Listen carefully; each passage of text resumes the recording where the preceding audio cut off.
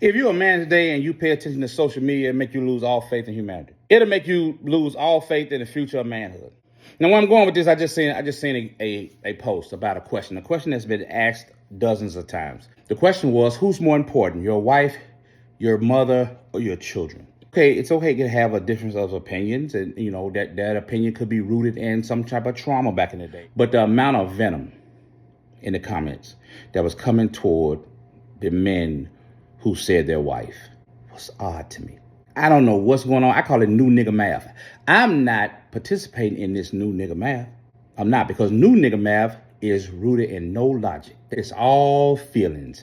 It's all knee-jerk reactions to some type of fucking bias or what somebody told you. These dudes were calling these men simps, shit, whack, squares, this, that, and other. Let me tell you something. If you are the type of person who can't take your mama titty out your mouth, who refuse to cut the apron strings from your mom, if you don't understand that your wife should be more important, there's something wrong with you. And you also are a contributing factor to this foolishness that happens out here. Because men who say that shit, men who say shit like, you only get one mother, I can get another wife. You know what that sounds like? That sounds like I can hear the older, bitter chick's hand up your ass, puppeting you. And then she instills that shit in you to make sure that she maintains her control. Because a good mother would never do that. A good mother understands that your wife should come first. But if you got a bitter, toxic mammy, that's the type of shit she put in your fucking head, you idiot. You see, the question didn't say your mom, your jump off of the children. It didn't say your mom, your side piece, or your mom, your girlfriend. It didn't say, it said your wife. That's the nucleus. That's the most important relationship.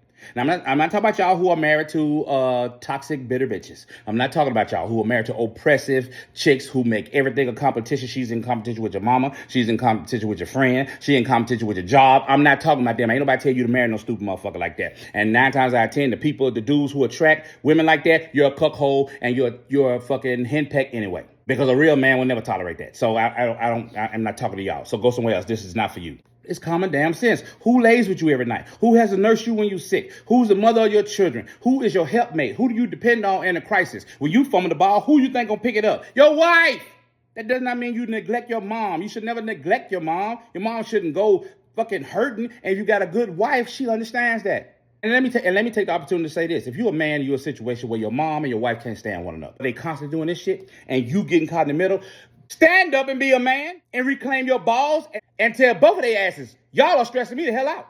And both of you need to have a seat. You ain't got to say it like that, but be a man. Stand up for yourself. You mean tell me you married and you finna deal with this the rest of your life? Your mom and your wife constantly doing this shit? Something got to give somewhere. Now, as it pertains to children, it is healthy. It's completely healthy for your children to see that you put your wife first. It is completely healthy for your children to see that you put your husband first. They are watching. They are sponges. Children are empty glasses to be poured into. They should see that. It should not be a surprise that they might have to take a backseat to something that your wife needs. It should not be a surprise that they have to take a backseat sometimes to what your husband needs. Back in the day, that was not even a thing. Back in the day, this was common sense. But see, what happens is you raise the kids to think that the world revolves around them. You cater to them their whole freaking life. You fight all their battles for them. I know couples right now, their children are the most important thing in that fucking house. They don't even have a life because of the fucking kids. That is ludicrous. Because what you do, you spend 18 years stroking this little motherfucker off, and then you send him out into the world for the rest of us to deal with. And then when you get out there in the world, we're not going to admire you for nothing. We're not going to respect you for nothing. All we owe you is civility, and everything else has to be earned. And when reality slaps their ass in the goddamn face, now they look at me, I'm a victim. And that's what we have out here. A bunch of kids who were catered to their whole freaking life got here in the real world, and the real world broke that ass down to parade rest. And now, I got a mental health issue. Shut the fuck up. You don't know how to deal with adversity because your parents catered to you. You're doing your children no favors.